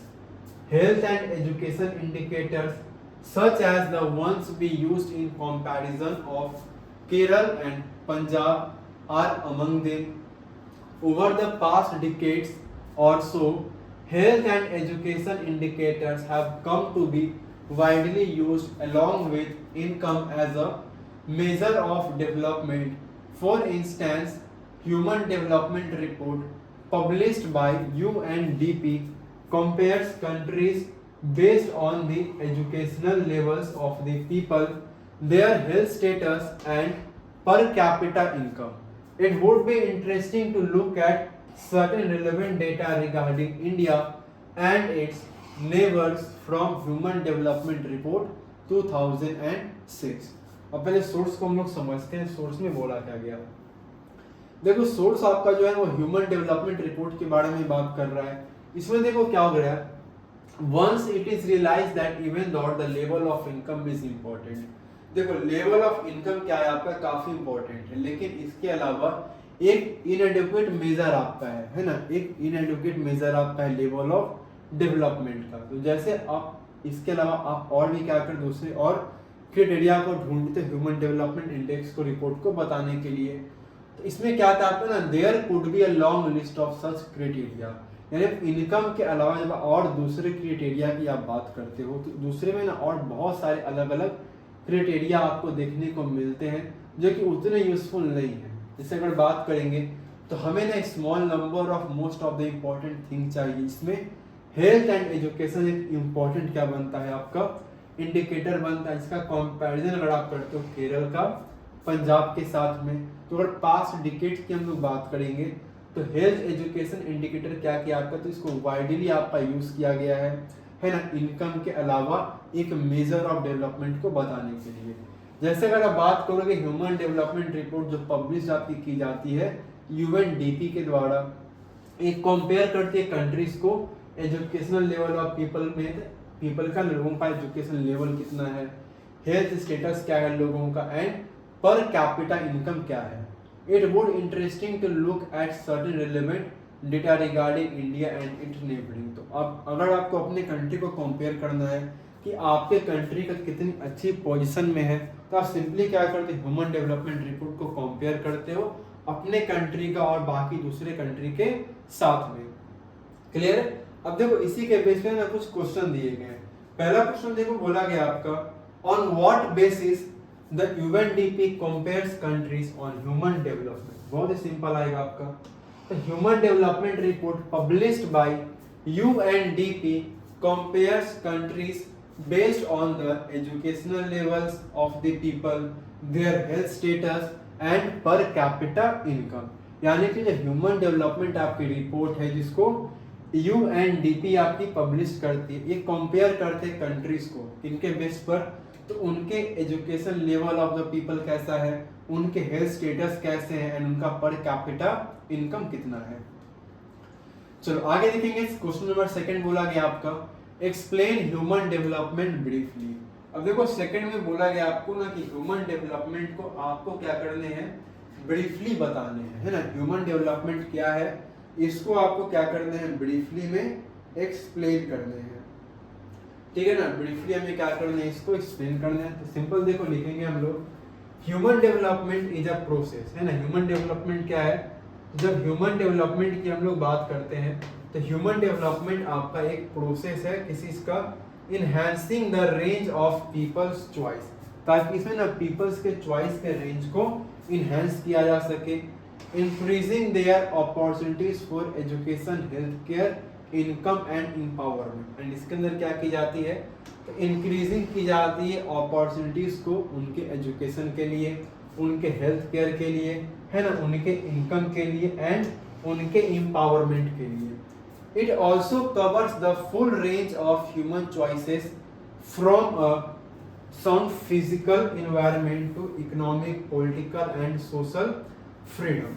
ठीक है ना। इसके अलावा देखो और क्या बोला गया है ना, तो सेकंड जब हम लोग क्या करते हैं पॉइंट की बात करते हैं, तो मींस इसमें और भी जो अलग अलग पॉइंट्स हैं उनको आपकी मेंशन की जाती है। तो अलग अलग ह्यूमन के चॉइसेस के रेंज इसके अंदर में आपके दिए जाते हैं। चलो आगे आते हैं हम लोग क्वेश्चन नंबर 3 में बोला गया आपका mention other aspects that should be considered in measuring human development. अब देखिए ये तो हमारे ना बहुत सारे एस्पेक्ट हमारे हैं। कौन सा, एजुकेशन का आपका हो गया, आपका ना एजुकेशन लेवल हो गया, आपके health status, per capita income. लेकिन क्या इनके अलावा ना और दूसरे आपके एस्पेक्ट्स हैं जिसको मेंशन किया जा सकता है ह्यूमन डेवलपमेंट के अंदर? सिंपली क्या हमारा yes there are other aspect, मतलब इनके अलावा और दूसरे एस्पेक्ट आपके हो सकते हैं। जैसे आपका लाइफ एक्सपेक्टेंसी हो गया, आपका एक्सेस टू पब्लिक फैसिलिटी, जैसे आपका वाटर हो गए आपके, है ना, सैनिटेशन हो गए, इसके अलावा आपके रोड्स हो गए, इलेक्ट्रिसिटी एटसेट्रा। और दूसरे आपके एस्पेक्ट हो सकते हैं ह्यूमन डेवलपमेंट को आपके मेजर्स में लाने के लिए। क्लियर। अब देखो यहाँ पर एक ना बार बार पॉइंट आ रहा है आपका ना यूएनडीपी का। तो अब देखो यूएनडीपी एक बार बार जो पॉइंट आ रहा है, इसका अपना फुल फॉर्म देखोगे क्या होता है आपका, यूनाइटेड नेशंस डेवलपमेंट प्रोग्राम, है ना। फुल फॉर्म इसका याद कर लेंगे, क्या होता है हमारा यूनाइटेड नेशंस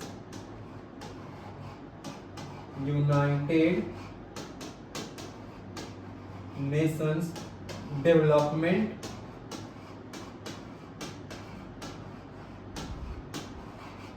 प्रोग्राम।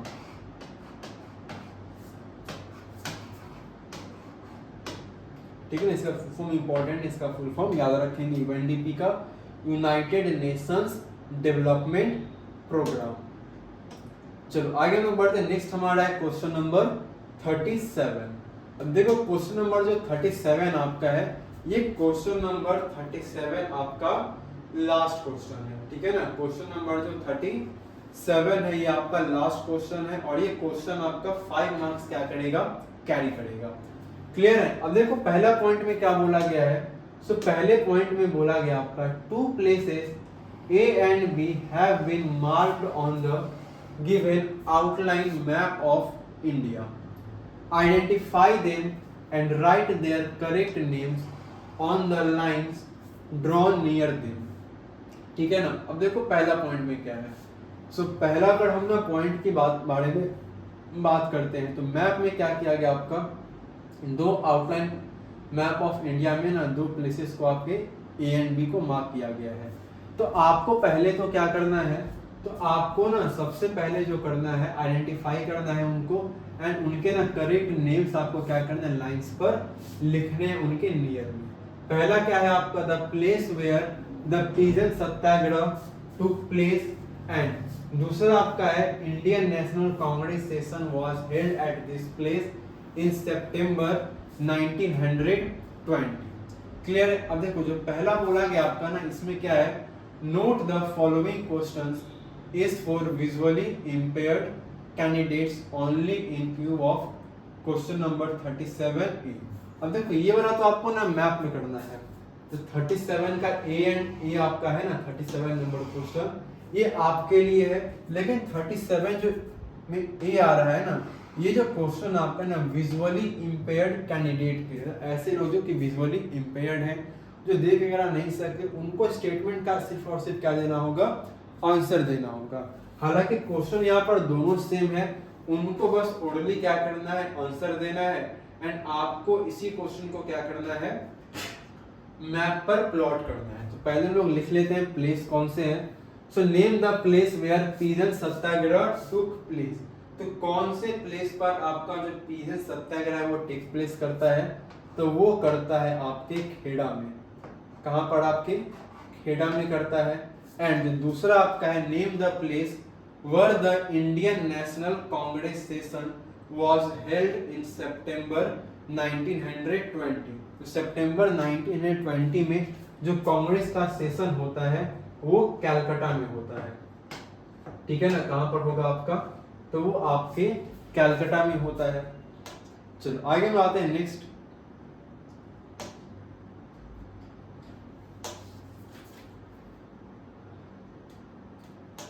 चलो अब पहले हम लोग यहाँ पर ना मैप पे क्या करते हैं, प्लॉट करते हैं। अब देखो पहला तुम देखा था कि जो पहला जो सत्याग्रह होता है आपका कहाँ पर, तो खेड़ा के अंदर, ठीक है ना, ए पे यहाँ पर मार्क किया गया आपका। और जो 1920 में आपका कांग्रेस का सेशन होता है वो कहाँ पर होगा आपका, तो वो होता है आपका कैलकाटा में, है ना। कहाँ पर होगा आपका, तो वो होगा आपका कैलकाटा के अंदर में।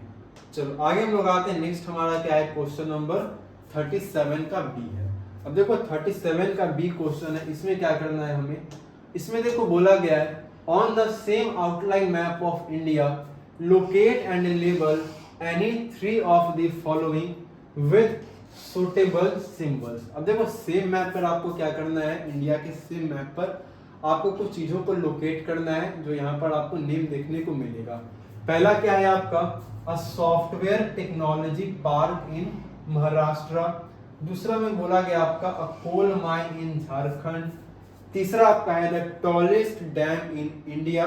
एंड फोर्थ आपका है the sea port located in West Bengal. ठीक है ना, सी पोर्ट जो क्या है आपका वेस्ट बंगाल में क्या है आपका लोकेटेड है, इसके बारे में क्या करना है आपको बताने हैं। ठीक है, अब देखो सबसे पहले अगर हम लोग बात करते हैं तो क्या लिखा गया है हमारा, देखो सबसे पहला जो हमारा आएगा ना, इसके अंदर देखो बोला जा रहा है हमसे क्या है, जो पहला पॉइंट आपका है सॉफ्टवेयर टेक्नोलॉजी पार्क इन महाराष्ट्र।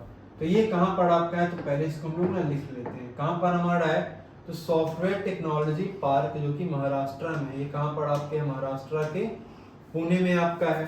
ठीक है, इसके अलावा एक कोल माइन जो कि आपके ना झारखंड में है, तो झारखंड के अंदर में जो आपका एक कोल माइन है वो कहाँ पर आपका है, तो वो आपके बोकारो में है। ठीक है, इसके अलावा तीसरा बोला गया आपका the tallest dam in India. तो इंडिया के अंदर जो आपका टॉलेस्ट डैम है वो आपका तेहरी डैम है ना। कौन सा डैम हो जाएगा आपका, तो तेहरी डैम हमारा है। एंड फोर्थ देखो बोला गया आपका a sea port located in West Bengal. तो ये सी पोर्ट हो जाएगा आपका हल्दिया। ठीक है, इसी को हमें ना मैप पर क्या करना है, प्लॉट करना है। उससे पहले देखो क्या बोला गया ना, विजुअली इंपेयर्ड कैंडिडेट्स के लिए क्वेश्चन है। और ये देखो यहाँ भी सेम क्वेश्चन आपका है, बस नंबरिंग में क्या आपका ऊपर नीचे किया गया है। देखो पहला आपका tallest dam build in India, तो क्या हो जाएगा आपका तेहरी डैम। ठीक है, दूसरा हमारा है name a sea port in West Bengal, तो ये हो जाएगा आपका हल्दिया। तीसरा तो आपका name the coal mine in Jharkhand, तो ये हो जाएगा आपका बोकारो। एंड फोर्थ आपका name the software technology park present in the state of Maharashtra, तो ये हो जाएगा हमारा पुणे। ठीक है, अब इसी को हमें क्या करना है, मैप पर प्लॉट करना है। ठीक है, अब देखो मैप पर जब हम लोग क्या करते हैं ना, प्लॉट करते हैं, देखो सबसे पहले क्या बोला गया था, तो सबसे पहले जो बोला गया हमारे क्वेश्चन में ना वो क्या था हमारा, तो सबसे पहला जो क्वेश्चन था सॉफ्टवेयर टेक्नोलॉजी पार्क इन महाराष्ट्र। तो महाराष्ट्र के अंदर जो आपका क्या है सॉफ्टवेयर टेक्नोलॉजी पार्क है, तो वो कहाँ पर हमारे है, तो वो पुणे में है ना। महाराष्ट्र में कहाँ पर है, तो महाराष्ट्र के पुणे में है, यहाँ पर आप मेंशन कर सकते हो पुणे। ठीक है, वही हम लोग ना दूसरे पॉइंट्स की बात करें, दूसरे में क्या बोला गया था आपका, तो दूसरे में देखो बोला गया है अ कोल माइन इन झारखंड। तो झारखंड में जो क्या है आपका कोल माइन है, तो झारखंड के अंदर जो कोल माइन आपको देखने को मिलता है वो कहाँ पर आपका है, तो झारखंड में ना जो कोल माइन है वो हमारा कहाँ पर आएगा, बोकारो में। यानी कि हमें मैप पे क्या करना होगा, तो झारखंड हमें क्या करना है ना, प्लॉट करना है। मैप पर हमें क्या करना है, तो मैप पर हमें झारखंड को क्या करना है, प्लॉट करना है। तो यहाँ पर हो जाएगा आपका झारखंड, तो यहाँ पर आप बोकारो क्या कर सकते हो, मेंशन कर सकते हो। चलो आगे आते हैं, तीसरा देखो क्या बोला गया है। तीसरे में देखो बोला गया था आपका question the tallest dam in India. अब देखो इंडिया में आपका जो टॉलेस्ट डैम है वो कहाँ पर है, तो इंडिया के अंदर हम लोग ना टॉलेस्ट अगर डैम की बात करते हैं तो इंडिया के अंदर जो आपका क्या है टॉलेस्ट डैम है, वो टॉलेस्ट डैम कहाँ पर आपका है, तो टिहरी डैम है। कहाँ पर आपका है, तो इस वाले पार्ट में देखोगे कि यहाँ पर क्या होगा आपका, टिहरी डैम मिल जाएगा आपका। एंड लास्ट जो फोर्थ नंबर जो हमें मैप पर प्लॉट करना था वो हमारा था क्या है, a sea port located in West Bengal. अब देखो वेस्ट बंगाल के अंदर जो आपका सी पोर्ट है उसे हमें क्या करना है, लोकेट करना है, ठीक है ना। तो सी पोर्ट जो कि आपका कहाँ पर है, लोकेट करना है हमें, तो ये कहाँ पर हो जाएगा हमारा, तो इस वाले पार्ट यहाँ पर आप इसको मेंशन कर दोगे तो कहाँ पर आपका है, ये हल्दिया बन जाएगा, ठीक है। तो हमारा लास्ट क्वेश्चन था सैंपल पेपर का, क्लियर है। चलो तो फाइनली इसके साथ हमारा sample paper class 10 social science का कंप्लीट हो चुका है। आई होप आपको इस सैंपल पेपर के सॉल्यूशन काफी अच्छे से समझ में आए होंगे। सो आज के क्लास यहीं पर आपने एंड करते हैं, तब तक के लिए थैंक यू।